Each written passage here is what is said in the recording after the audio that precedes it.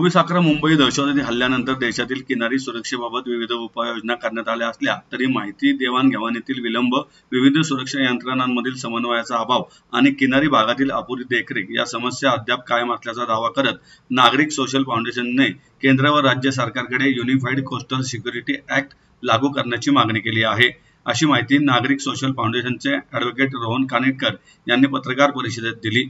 पत्रकार परिषदेला नागरिक सोशल फाउंडेशनचे विश्वस्त प्रीतम थोरवे, ॲडव्होकेट सर्वेश मेहेंदळे आदी मान्यवर उपस्थित होते. पुढे बोलताना ॲडव्होकेट कानेटकर यांनी सांगितले की 26/11च्या दहशतवादी हल्ल्यात 166 नागरिकांचा मृत्यू झाला होता. त्यानंतरही किनारी सुरक्षेतील धोके कायम आहेत.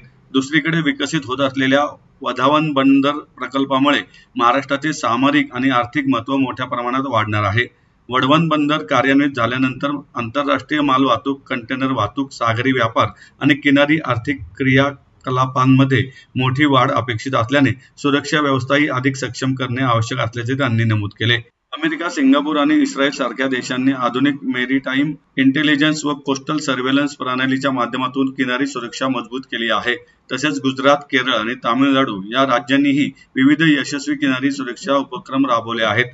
त्याच धर्तीवर भारतात राष्ट्रीय स्तरावर एकात्मिक किनारी सुरक्षा नेटवर्क उभारण्याची गरज असल्याचे फाउंडेशनने स्पष्ट केले.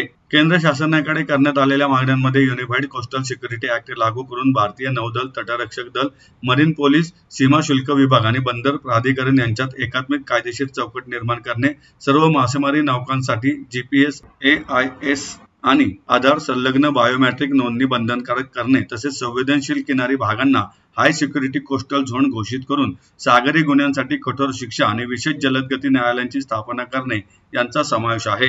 यावेळी भारतातील वाढते समुद्री सुरक्षा धोके, कोस्टल सिक्युरिटी व्यवस्थेतील त्रुटी आणि युनिफाईड कोस्टल सिक्युरिटी सिस्टीमची गरज याविषयी सविस्तर माहिती देण्यात आली. वाढता समुद्री व्यापार, मोठे बंदर प्रकल्प, समुद्रमार्गे होणारी तस्करी, घुसखोरी आणि राष्ट्रीय सुरक्षेवरील संभाव्य धोके लक्षात घेता केंद्र व राज्य शासनाने तातडीने एकात्मिक आणि रिअल टाइम किनारी सुरक्षा नेटवर्क उभारावे, अशी मागणी नागरिक सोशल फाउंडेशनने केली आहे.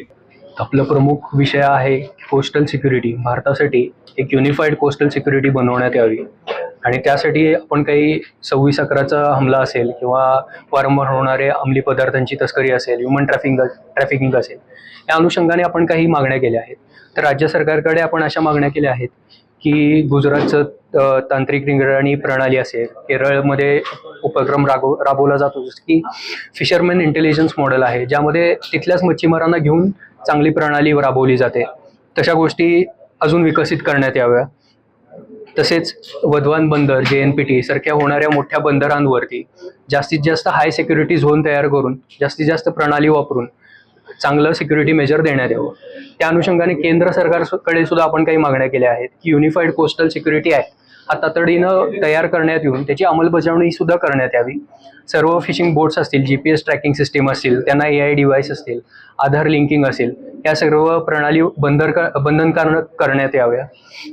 आणि कोस्टल सिक्युरिटी ऑफेन्सेससाठी जलदगती न्यायालये सुद्धा तयार करण्यात यावी, ज्यामध्ये फास्ट ट्रॅक पद्धतीनं मॅरिटाईम सिक्युरिटीचे जे मुद्दे असतील ते लवकरात लवकर सोडवले जातील आणि त्याचा बाकी ज्युडिशरीवर काही लोड येणार नाही. या मागण्या आम्ही केंद्र शासन व राज्य सरकारकडे अधिकृत पत्राद्वारे पाठवलेल्या आहे.